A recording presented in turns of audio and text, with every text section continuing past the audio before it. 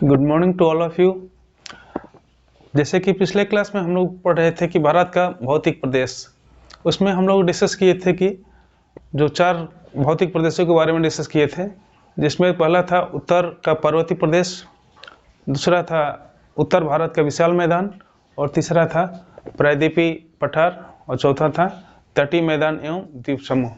तो जो उपरोक्त 3 अर्थात उत्तर का विशाल मैदान, उत्तर का पर्वतीय प्रदेश और प्रायद्वीपीय पठार, ये 3 को हम लोग डिस्कस कर चुके हैं पिछले क्लास में।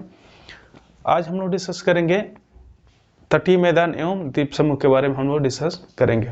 ठीक है, तो जैसे कि हम लोग जानते हैं कि जो भारत की अंतर्राष्ट्रीय सीमा है, स्थल खंड में भी कुछ भाग हैं, कुछ भाग जलीय भाग में भी हैं। ठीक है, जो स्थल खंड वाला भाग है लगभग 12,100 किलोमीटर के आसपास है, जबकि तटीय सीमा इसकी है 6,100 किलोमीटर इसकी लंबाई है। ठीक है, ये दोनों तरह से है 6,100 किलोमीटर।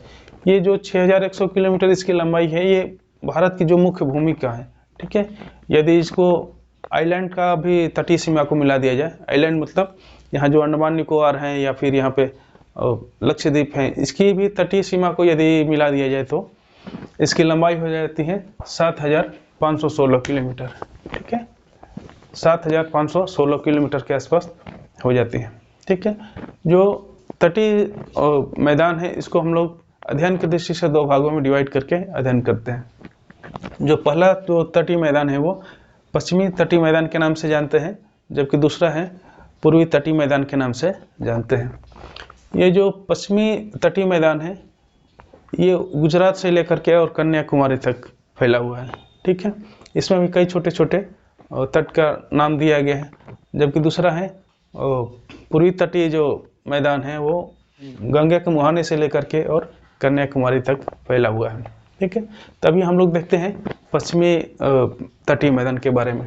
ठीक है, पश्चिमी तटीय मैदान जिसकी जो एवरेज चौड़ाई है वो लगभग 64 किलोमीटर है। ठीक है, 64 किलोमीटर इसके एवरेज चौड़ाई है। ये चौड़ाई कम या अधिक कई जगह पे अलग अलग भिन्नता पाई जाती है। जो उत्तर वाला भाग है, जहाँ पे नर्मदा और तापी नदी गिरती है, वहाँ पे चौड़ाई काफ़ी ज़्यादा हो जाता है। ठीक है, लगभग 80 किलोमीटर के आसपास इसकी चौड़ाई यहाँ पे हो जाती है, जबकि नीचे वाले भाग में कुछ इसकी जो चौड़ाई है कम होती जाती है। ठीक है, ये जो पश्चिमी तटीय मैदान है, इसको 4 भागों में हम लोग डिवाइड करते हैं।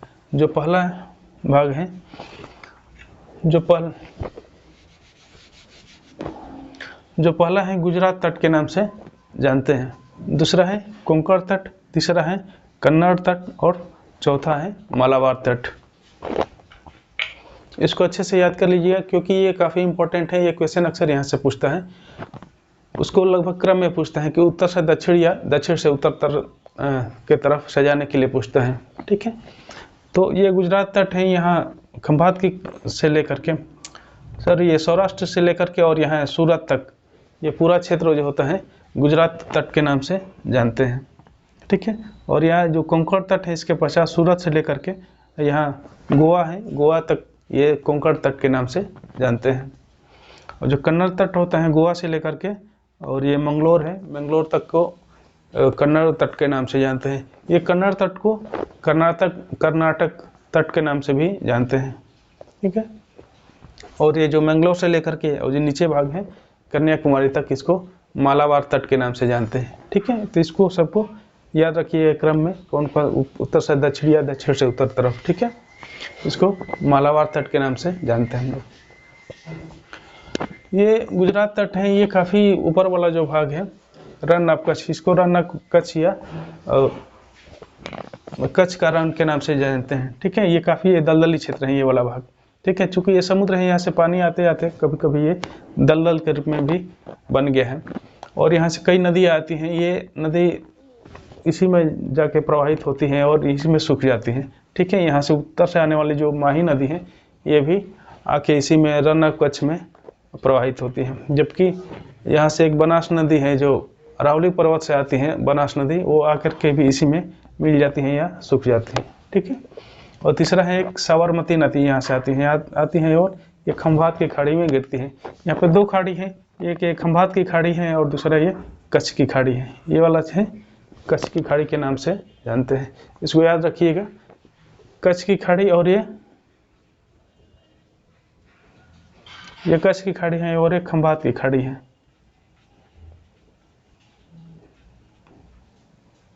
ठीक है, ये खंभात की खाड़ी के नाम से जानते हैं। तो ये जो माही नदी है और साबरमती है ये यहाँ पे खंभात की खाड़ी में गिरती है। ये माही नदी यहाँ से आती है। इसको माही नदी के बारे में एक इम्पोर्टेंट चीज़ है, ये जो कर्क रेखा है इसको 2 बार काटते हैं। ये क्वेश्चन अक्सर पूछा जाता है कि भारत की कौन सी नदी है कि जो कर्क रेखा को 2 बार काटती है। ठीक है, तो ये माही नदी है। एक बार यहाँ से इसको निकलते हैं, यहाँ काटते हैं, दूसरा यहाँ पे काटते हैं और जाके खंभात के खाड़ी में गिरती है। ठीक है, तो ये है गुजरात तट। यहाँ पे जो ये वाला भाग है गिरनार पर्वत के भी नाम से जानते हैं। ठीक है, और बीच बीच में कई छोटे छोटे आइलैंड भी इसमें बने हैं। यहाँ से अक्सर क्वेश्चन पूछा जाता है। जो आइलैंड है यहाँ पे, आइलैंड वाले टॉपिक में इसको हम लोग आगे डिस्कस करेंगे। ठीक है, तो ये रहा गुजरात तट। दूसरा है कोंकण तट के नाम से जानते हैं। कोंकण तट अर्थात ये सूरत से लेकर के और ये जो गोवा तक का भाग होता है वो कोंकण तट के नाम से जानते हैं। ठीक है, इसकी जो लंबाई है 720 किलोमीटर है। कोंकण तट 720 किलोमीटर इसकी लंबाई है। ठीक है, इसमें कई घाट बने हुए हैं। यहाँ पे थाल घाट है, यहाँ पे भोर घाट है। ठीक है, जो थाल घाट है वो मुंबई तक आता है। यहाँ से जो यहाँ से एक पर्वत है सह्याद्री पर्वत, जैसे कि हम लोग पिछले क्लास में देखे थे, सह्याद्री पर्वत है, यहाँ से लेकर के पूरे दक्षिण भारत तक फैला हुआ है। ठीक है, तो बीच बीच में जो गैप बना हुआ है, दर्रा बना हुआ है, तो कई इसमें दर्रे पाए जाते हैं। थाल घाट, भोर घाट, पाल घाट, ठीक है, और सेनकोटा गैप, इस तरह से दर्रे हैं। पिछले क्लास में जाकर देख लीजिएगा, और जो वीडियो बना हुआ उसमें देख लीजिएगा, इसका काफ़ी डिटेल में इसमें दिया गया है। तो यहाँ पे थाल घाट है, इसके बाद से भोर घाट है। ठीक है, ये मुंबई, यहाँ पे जो सॉल्सेट आइलैंड है, यहाँ पे मुंबई इसमें है। ठीक है, यहाँ पे भी कई छोटे छोटे और भी आइलैंड बने हुए हैं। तो ये कोंकण तट हो गया। और यहाँ पे जो गोवा के पास है एक जुआरी नदी आती है। ठीक है, जुआरी नदी यहाँ पे प्रवाहित होती है कोंकण तट के पास। इसके पास पश्चात गोवा से लेकर के ये मंगलोर तट कन्नड़ तट के नाम से जानते हैं। ये इसका उत्तर वाला भाग थोड़ा सा पतला है, जबकि नीचे वाला भाग अपेक्षाकृत चौड़ा है। ठीक है, यहाँ पे ये जो क्षेत्र है काफ़ी उपजाऊ क्षेत्र होता है, या जो वहाँ पे ढलान बने हुए हैं, ढलान पे कई जो मसाले हैं उसके वृक्ष लगे हुए हैं, जैसे काजू हैं, काजू का वृक्ष हो जाता है, चाहे और भी कई मसाले हैं, लौंग का है, वो यहाँ पे पाए जाते हैं। ठीक है, सुपारी, काजू, कॉफ़ी इत्यादि का भी जो कर्नाटक है, कर्नाटक जैसे जो हम लोग जानते हैं कि ये कॉफ़ी के लिए काफ़ी प्रसिद्ध है, तो ये इसी ढलान पर ही इन सबों का वृक्ष मिलता है। ठीक है, ये कन्नड़ तट है। ये कन्नड़ तट के पास से नीचे जो जाते हैं हम लोग मालाबार तट के नाम से जानते हैं। ठीक है, ये मालाबार तट काफ़ी यहाँ पे रेतीला भी भाग होता है और लैगून यहाँ पे बना हुआ है। ठीक है, लैगून अर्थात कि जो समुद्र का पानी जो स्थलीय भाग में प्रवेश कर जाता है और एक झील का निर्माण कर देता है, तो इसको लैगून के नाम से जानते हैं। केरल में इसको कयाल के नाम से भी जानते हैं। ठीक है, लैगून या कयाल के नाम से जानते हैं। इसमें कई झील बना हुआ है यहाँ पे, जैसे जानते हैं कि वेम्बनाड झील है ये। ठीक है, वेम्बनाड,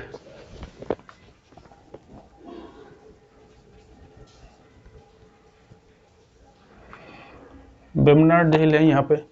ठीक है, इसके नीचे जस्ट जाएंगे तो अष्टमुडी झील है।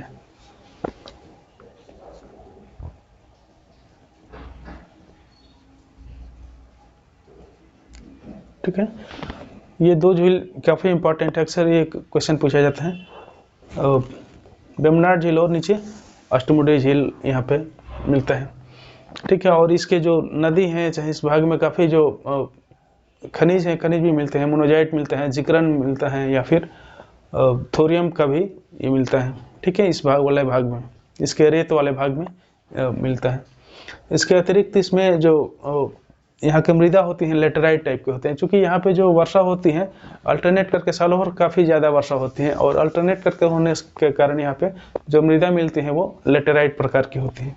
ठीक है, इसी भाग में जो भारत का सबसे नीचा भाग है वो जगह का नाम है कुटनाड, ये काफ़ी इंपॉर्टेंट है, ये कई बार क्वेश्चन पूछा भी जा चुका है। ठीक है, आईएएस में भी पूछा है, पीसीएस में भी ये क्वेश्चन पूछा जा चुका है। कुटनाड नाम से जानते हैं। ठीक है, कुटनाड ये भारत का सबसे नीचे भाग है, नीचे का भाग है। ठीक है, स्थल खंड में सबसे नीचे का भाग है। जैसे पूरे स्थलीय खंड में सबसे ऊंचे भाग को माना जाता है। ठीक है, गाडविन आस्टिंग यहाँ पे है, पर्वत का सबसे ऊंचा वाला भाग होता है। उसी तरह से सबसे नीचे वाला भाग कुटनाड है। ठीक है, तो ये रहा पश्चिमी तट। अब देखते हैं पूर्वी तट के बारे में हम लोग डिस्कस कर।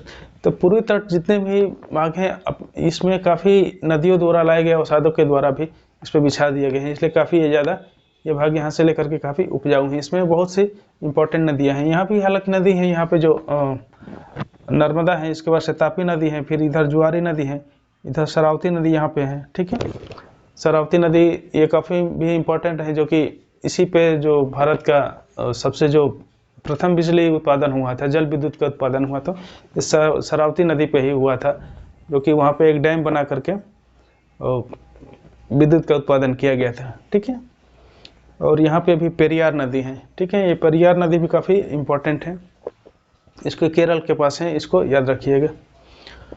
ऐसे ही जो पश्चिमी तटीय मैदान है, इसमें भी काफ़ी ज़्यादा नदियाँ यहाँ से दक्षिण भारत से ये निकल के आती हैं इधर, तो नदी यहाँ पर ड्रेन करती हैं जो बंगाल की खाड़ी में। ठीक है, ये वाला पार्ट बंगाल की खाड़ी है, जबकि ये वाला पार्ट अरब सागर के नाम से जानते हैं। ठीक है, पश्चिम वाला भाग अरब सागर के नाम से, ये दोनों मिला करके, इधर सब मिला करके ये हिंद महासागर का ही पार्ट है। ठीक है, ये जो पूरा भाग है हिंद महासागर का पार्ट है, जबकि ये छोटे छोटे खाड़ी के रूप में बंगाल की खाड़ी और ये अरब सागर के नाम से जानते हैं। तो ये जो बंगाल की खाड़ी वाला पार्ट है, इसमें कई नदियाँ ड्रेन होती हैं। जैसे सबसे बड़ी जो गंगा की भारत की सबसे बड़ी जो नदी है गंगा, वो यहाँ पे आके इधर से प्रवाहित होती है। ठीक है, ये गंगा नदी प्रवाहित होती है। इसके बाद यहाँ पे महानदी है प्रवाहित होती है, ब्राह्मणी नदी भी यहाँ पे है। ठीक है, यहाँ पे जो है कृष्णा नदी है, गोदावरी नदी है इधर। ठीक है, तो कृष्णा गोदावरी नदी के भी आके यहाँ पे प्रवाहित होती है। इसके बाद से इधर कावेरी नदी है, वैगई नदी है, पेन्नार नदी है। ठीक है, ये तो सब जितने भी नदी हैं यहाँ पे काफ़ी अपने साथ अवसाद लाती हैं और यहाँ पे जमा करती हैं। इसके वजह से भी काफ़ी ये मैदान है उपजाऊ हो गया है। और पश्चिमी तटीय मैदान की अपेक्षा ये मैदान है काफ़ी चौड़ा है। ठीक है, यहाँ वाला जो गंगा का मैदान, गंगा के जो डेल्टा है, ये काफ़ी चौड़ा है। ठीक है, यहाँ पे वाला भाग और काफ़ी ये उपजाऊ भी है। ठीक है, ये जो तटीय मैदान है, इसको 3 भागों में हम लोग डिवीजन किए हैं। जैसे उत्कल, इसको उत्कल तट मानते हैं, जो कि गंगा के मुहाने से लेकर के और ये जो कृष्णा का मुहाना है यहाँ तक ये जो क्षेत्र होता है, इसको उत्कल तट के नाम से जानते हैं। ये उड़ीसा भाग इसमें ज़्यादा आता है। ठीक है, उड़ीसा वाला क्षेत्र काफ़ी ज़्यादा आता है, तो ये उत्कल तट के नाम से जानते हैं। जो दूसरा है काकीनाडा तट। काकीनाडा मतलब कि यहाँ से आंध्र प्रदेश का जो कोलेरू झील है, यहाँ कृष्णा नदी से लेकर के और पुलिकट झील है यहाँ पे। ठीक है, ये वाला क्षेत्र को काकीनाडा तट के नाम से जानते हैं। ठीक है, काकीनाडा तट के नाम से जानते हैं।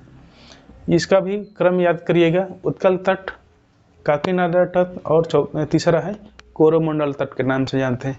ये पुलिकट से लेकर के और ये जो कन्याकुमारी है, या यहाँ पे नागरकोइल भी है। ठीक है, कन्याकुमारी या नागरकोइल, तो यहाँ तक का जो क्षेत्र होता है, इसको कोरोमंडल तट के नाम से जानते हैं। ठीक है, और ये जो अलग से एक छोटा रूप में इसको देखा जाए तो गंगा के मुहाने से लेकर के और ये महानदी के मुहाने से लेकर के और यहाँ तक का जो भाग होता है कृष्णा नदी तक, इसको उत्तरी सरकार के नाम से भी जानते हैं। इसको भी याद रखिए, कई बार क्वेश्चन यहाँ से पूछता है। उत्तरी सरकार के नाम से भी इसको भी जाना जाता है। ठीक है, कई बार उत्कल तट को और उत्तरी सरकार को एक ही मान लिया गया है। ठीक है, तो जैसा क्वेश्चन आएगा उसके अनुसार अपना आंसर दीजिएगा। ठीक है, ये कभी कभी ये काकीनाडा तट को अभी हम लोग जैसे डिस्कस किए कि यहाँ से कृष्णा नदी से लेकर के पुलिकट तक है, जबकि कई बार देता है कि यहाँ पे एक क्षेत्र जगह का नाम है बेरहामपुर से पुलिकट झील तक। ठीक है, बेरहामपुर से लेकर पुलिकट झील तक काकीनाडा तट के नाम से जानते हैं। तो दोनों में क्लियर है कि दोनों भी यदि ऑप्शन आएगा तो दोनों भी सही हो सकते हैं। ठीक है, एक इसे कृष्णा नदी से लेकर के पुलिकट तक का भी क्षेत्र को कहते हैं, और दूसरा कई जगह पे दिया रहता है यहाँ पे बेरहामपुर से लेकर के। ठीक है, बेरहामपुर से लेकर के पुलिकट झील तक जो क्षेत्र होता है उसको भी काकीनाडा तट के नाम से जानते हैं। क्वेश्चन जिस हिसाब से पूछेगा उसके हिसाब से हम लोग आंसर लगाने का, टिक लगाने का प्रयास करेंगे। ठीक है, इसमें एक झील यहाँ पे है, कोलेरू झील के नाम से भी जानते हैं। ठीक है, और ये झील है एक जो चिल्का झील के नाम से जानते हैं। ठीक है, उड़ीसा में है चिल्का झील। चिल्का झील है जो भारत का सबसे बड़ा खारे पानी का झील है। ठीक है, ये उड़ीसा तट में है, उड़ीसा तट के पास में है। ठीक है, चिल्का झील जो भारत का सबसे बड़ा खारे पानी का झील है। ठीक है, जो एक कोलेरू झील है यहाँ पे भी, इसको भी याद रखिएगा, ये उड़ीसा में है, सॉरी आंध्र प्रदेश में है। ठीक है, ये कृष्णा नदी के बेसिन में ही मिलता है। ठीक है, और यहाँ पे एक पुलिकट झील है, इसको भी याद रखिएगा, ये पूर्वी तट पे या बंगाल की खाड़ी में पुलिकट झील, ये दोनों के बॉर्डर पे मिलता है, आंध्र प्रदेश और तमिलनाडु के बॉर्डर पे ही ये पुलिकट झील का निर्माण हुआ है। इसमें भी कई आइलैंड पाए जाते हैं, आइलैंड वाला टॉपिक में हम लोग इसको डिस्कस करेंगे। ठीक है, और यहाँ पे दो खाड़ी पाई जाती हैं, एक तो पाक की खाड़ी है, दूसरा यहाँ पे मन्नार की खाड़ी है। ठीक है, और ये जो आइलैंड है यहाँ पे रामेश्वरम द्वीप के हैं या पंबन ब्रिज के भी नाम से जानते हैं। ठीक है, तो ये यहाँ पूर्वी तट। अब ये जो उत्कल तट है इसकी जो लंबाई है 400 किलोमीटर है। ठीक है, इसका 400 किलोमीटर यहाँ से लेकर के कोली जो है 400 किलोमीटर तक ये उत्कल तट है। ठीक है, और ये जो कोरोमंडल तट है 775 किलोमीटर है। ठीक है, 700 यहाँ से लेकर के पुलिकट से लेकर के और ये यहाँ तक 775 किलोमीटर इसकी लंबाई मिलती है। ठीक है, इसमें कई नदियाँ हैं, यहाँ पे कावेरी नदी है, कावेरी नदी, यहाँ वैगई नदी, पेलार नदी। ठीक है, यहाँ पे गिरती हैं, ये काफ़ी उपजाऊ, यहाँ पे काफ़ी चौड़ा हो जाता है ये मैदान, इसीलिए लगभग 100 किलोमीटर से भी अधिक इसका जो चौड़ाई है मैदान की हो जाती है। ठीक है, ये भी काफ़ी उपजाऊ है, चूँकि इस क्षेत्र से आने के कारण ये अवसाद की मात्रा भी इसमें ज़्यादा ही रहती है। ठीक है, ये दो खाड़ी है, पाक की खाड़ी और मन्नार की खाड़ी, बीच में एडम्स ब्रिज है, दूसरा पे वहाँ पे एक रामेश्वरम आइलैंड है। ठीक है, वहाँ पे जो भारत का सबसे काफ़ी प्रसिद्ध जो मंदिर है रामेश्वरम का, वहाँ पे भी, यहाँ पर भी मिलता है। अब बाद में यहाँ पे श्रीलंका, जो श्रीलंका वाला भाग है, ये यहाँ पे श्रीलंका है, ये श्रीलंका को जोड़ता है, ये पंबन एडम्स ब्रिज के नाम से भी जानते हैं। ठीक है, और ये दोनों को अलग करने वाला, पाक की खाड़ी और मन्नार की खाड़ी को अलग करने वाला भी पंबन ब्रिज ही है। ठीक है, तो ये काफ़ी इसको इम्पोर्टेंट है, इसको भी याद रखिएगा। ठीक है, तो ये रहा पश्चिमी तटीय मैदान और पूर्वी तटीय मैदान। अब हम लोग देखते हैं आइलैंड के बारे में। ठीक है, द्वीप समूह, जो भारत के द्वीप समूह है इसके बारे में हम लोग आज इसके बाद हम लोग डिस्कस करते हैं। तो जो भारत का टोटल छोटे से बड़े लेकर के जो आइलैंड है वो मिलाकर 1300 से भी अधिक आइलैंड पाए जाते हैं। कुछ आइलैंड जो बड़े आइलैंड हैं, अब 800 के आसपास, अंडमान निकोबार में 800 के आसपास बड़े आइलैंड है, और जो लक्षद्वीप में है, ये लक्षद्वीप वाला भाग है, लक्षद्वीप में यहाँ पे वो लगभग 36 आइलैंड बड़े बड़े पाए जाते हैं, बाकी छोटे आइलैंड भी हैं। ठीक है, ये वाला भाग में ये कई छोटे छोटे भाग में ये मिलते हैं, लक्षद्वीप ये के नाम से जानते हैं। ठीक है, लक्षद्वीप समूह है, ये इसके नाम से जाना जाता है। अभी हम लोग देखते हैं ये दो भाग में है, दो चीज़ है, एक अंडमान निकोबार आइलैंड इधर है जो कि बंगाल की खाड़ी में है, और दूसरा है अरब सागर में है जो कि लक्षद्वीप है। लक्षद्वीप की यहाँ से जो मुख्य धरातल है, इससे लगभग इसकी लंबाई, नहीं इसकी दूरी लगभग 250 से 300 किलोमीटर के आसपास है। ठीक है, यहाँ से दूरी है। ठीक है, और ये जो अंडमान निकोबार है, अंडमान निकोबार सामान्यतः ये जो आइलैंड है, ये हम लोग जैसे कि पढ़े हैं कि हिमालय जो पर्वतीय प्रदेश है या अर्कानयोमा जो प्रदेश है, भारत और म्यांमार को बीच में डिवाइड करता है, अरकान यमा पर्वत, उसी का ये भाग है। ठीक है, ये चूंकि समुद्र के नीचे डूबा हुआ भाग है। ठीक है, ये तो पर्वतीय क्षेत्र का या स्थल खंड का ही भाग है। इसके ऊपर मतलब नीचे धंसने की वजह से इसका कुछ भाग, जो ऊपर वाला भाग दिखता है वो आइलैंड के रूप में दिखाई देता है। ठीक है, ये लगभग इसके समुद्र तल से एकदम जो निचला तल है उससे ऊंचाई इसकी लगभग 750 किलोमीटर 750 मीटर के आसपास है। ठीक है, इसकी ऊंचाई 750 मीटर समुद्र तली से, ठीक है, 750 मीटर है। ये जो कुछ भाग जो स्थल ऊपर मैंने समुद्र तल के ऊपर सी लेवल के ऊपर आ गया है तो आइलैंड के रूप में विकसित हो गया है। ठीक है, तो जो अंडमान निकोबार वाला भाग है विशेष रूप से इसी का पर्वतीय क्षेत्र का ही भाग है, जबकि ये लक्षद्वीप का जो भाग है, लक्षद्वीप ज़्यादातर प्रवाल से मिलकर के बना हुआ, प्रवालों द्वारा निर्मित ये स्थलाकृति है, प्रवाल भित्ति के टाइप के। जैसे पिछले क्लास में हम लोग डिस्कस कर चुके हैं प्रवाल भित्ति, और इससे निर्मित जो लैंड होता है तो प्रवाल आइलैंड के नाम से भी जानते हैं। तो इसको पिछले क्लास में यदि इससे संबंधित कोई कन्फ्यूजन होगा तो देख लीजिएगा, प्रवाल जो आइलैंड होता है कैसे निर्माण होता है। ठीक है, तो ये जो लक्षद्वीप वाला है ज़्यादातर ये प्रवाल से ही निर्मित है, जबकि वो वाला भाग पर्वतीय क्षेत्र का ही भाग है। ठीक है, अब इसमें हम लोग देखते हैं कि जो अंडमान निकोबार द्वीप समूह है पूरे यहाँ से लेकर के, ठीक है, ये अंडमान निकोबार के भी नाम से जानते हैं। ठीक है, इसको कैमरा थोड़ा सा जूम कर दीजिए एक।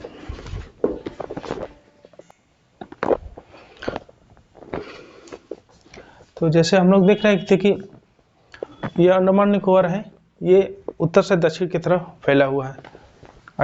ये अंडमान द्वीप समूह है, जबकि नीचे वाला निकोबार के नाम से जानते हैं। अंडमान में भी कई छोटे छोटे आइलैंड हैं, जिसमें ये उत्तरी अंडमान है, दूसरा मध्य अंडमान है, दक्षिणी अंडमान है और लिटिल या छोटा अंडमान के नाम से जानते हैं। ठीक है, ये 4 हैं, और कई छोटे छोटे भी आइलैंड हैं। इसमें जो उत्तरी आइलैंड है, इसमें जो अंडमान निकोबार की सबसे ऊंची चोटी है जो सैंडल पीक के नाम से जानते हैं। ठीक है, सैंडल पीक इसी पे अवस्थित है। इसकी जो ऊंचाई है 732 मीटर की ऊंचाई है। ठीक है, 732 मीटर इसकी ऊंचाई है। इसके पश्चात जो मध्य अंडमान है, इसके पास दक्षिणी अंडमान है, ये है जो भाग दक्षिणी अंडमान के नाम से जानते हैं। इस पर भी माउंट हैरियट है यहाँ पे। ठीक है, और ये जो अंडमान निकोबार की राजधानी है पोर्ट ब्लेयर, वो भी साउथ अंडमान पे ही अवस्थित है। ठीक है, यदि क्वेश्चन गहराई से पूछा गया तो ये क्रम भी पूछा जा सकता है कि जो उत्तरी अंडमान, मध्य अंडमान, और ये क्रम इसका पूछा जा सकता है। इसके अतिरिक्त यहाँ से क्वेश्चन पूछा जाता है कि कई बीच में चैनल बने हुए हैं, कि 2 आइलैंड को अलग करने वाला कौन कौन से चैनल है। तो याद करिएगा, यहाँ पे अंडमान और निकोबार को अलग करने वाला जो चैनल है 10 डिग्री चैनल के नाम से जानते हैं। इसको अच्छे से याद करिए, कई बार ये क्वेश्चन पूछा जा चुका है। ठीक है, और भी इसके भी बीच बीच में कई चैनल हैं। इसको जो पिछला क्लास है उसमें इससे भी ज़्यादा डिटेल से डिस्कस किया गया है, उसको देख लीजिएगा।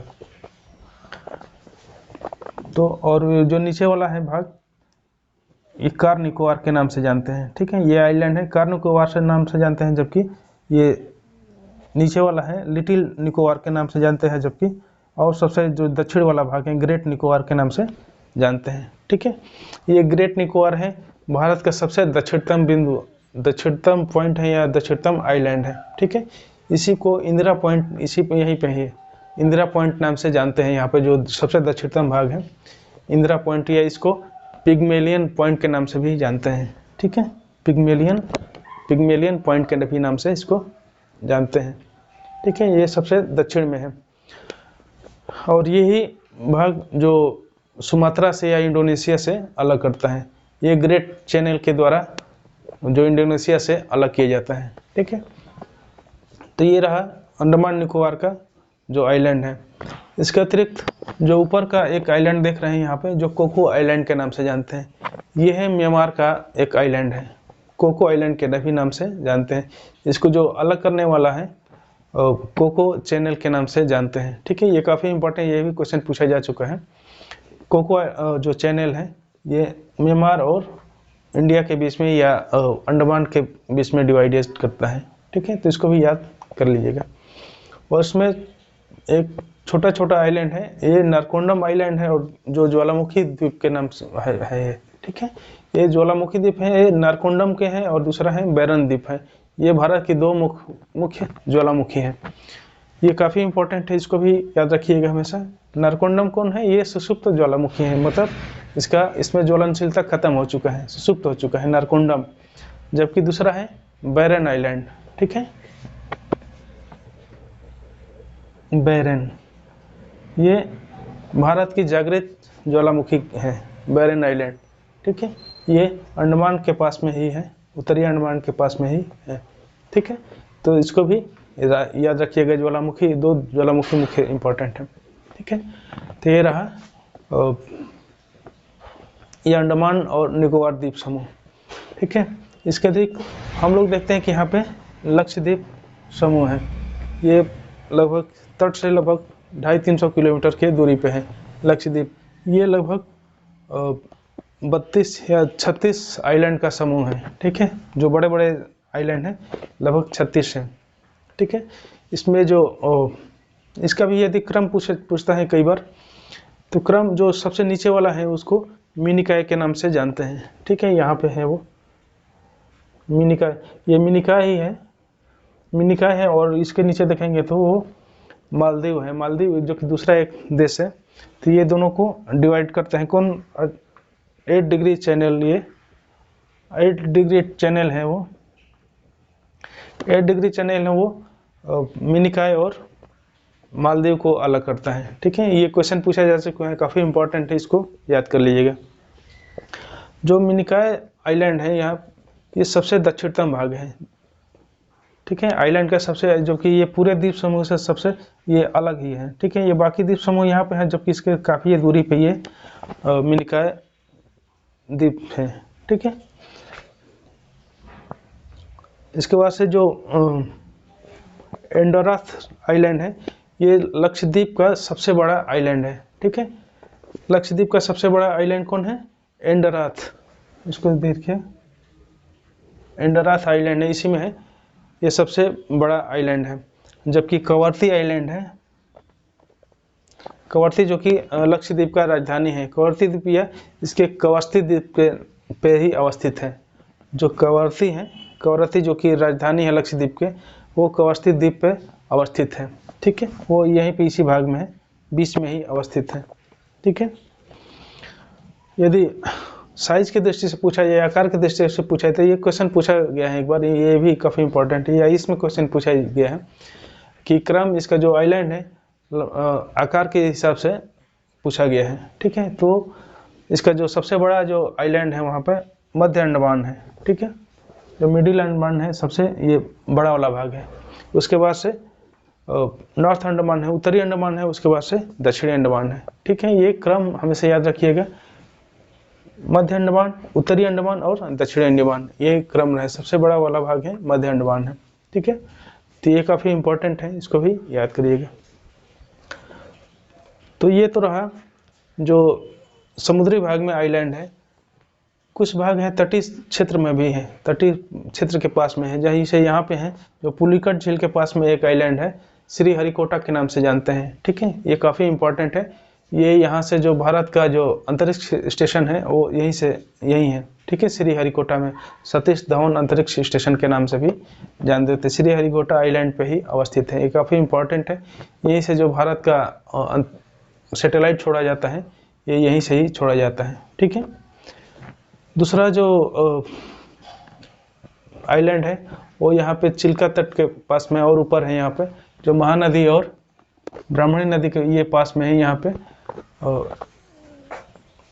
एक आइलैंड है, उसका नाम है बालासोर के नाम है, बालासोर, या अभी उसका नाम चेंज किया गया, व्हीलर द्वीप के नाम से भी जानते हैं। ठीक है, व्हीलर द्वीप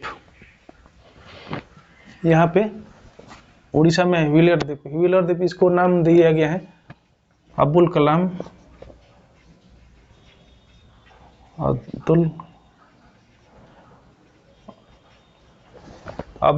द्वीप के नाम से जानते हैं। ये यहाँ से जो बैलिस्टिक मिसाइल का परीक्षण किया जाता है, यहीं से किया जाता है। ये काफ़ी इंपॉर्टेंट है। ठीक है, ये इसरो द्वारा यहाँ पे व्हीलर द्वीप से या अब्दुल कलाम द्वीप से बैलिस्टिक मिसाइल हैं जितने यहाँ से परीक्षण किया जाता है। तो ये इसको काफ़ी इंपॉर्टेंट, इसको भी याद रखिएगा।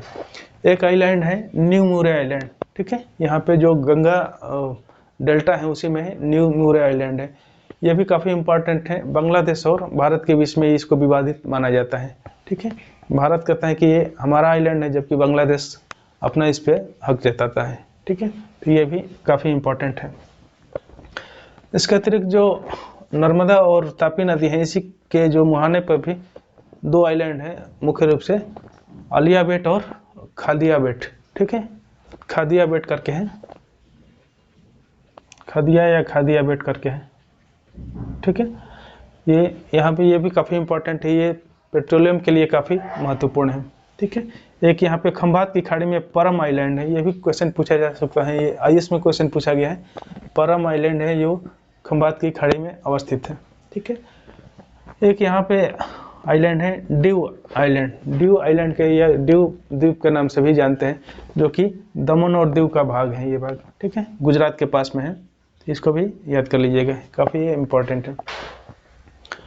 इसके बाद ये जो मुंबई है, साल्सेट, एक साल्सेट द्वीप है, उसी पर मुंबई और ठाणे 2 शहरें अवस्थित हैं, ठीक है, यहाँ पे साल्सेट आइलैंड पे, ठीक है। ये अक्सर क्वेश्चन पूछा गया है कि मुंबई जो शहर है किस आइलैंड पर अवस्थित है, तो साल्सेट, ठीक है, साल्सेट द्वीप पे अवस्थित है, ठीक है। और ठीक है, याद है यहीं पे एलिफेंटा द्वीप भी है, एक और भी आइलैंड है वहीं के पास में ही, एलिफेंटा द्वीप के भी नाम से जानते हैं, ठीक है। और दूसरा ही यहाँ पे एक कोची के पास में है, कोची पास में विलिंगटन आइलैंड है, ठीक है, विलिंगटन आइलैंड है, वो कोची के, ये केरल में है, इसी के पास में अवस्थित है। और एक आइलैंड है, ये काफ़ी इंपॉर्टेंट है, माजुली आइलैंड, हालांकि इसके बारे में डिस्कस किया जा चुका है, जो ब्रह्मपुत्र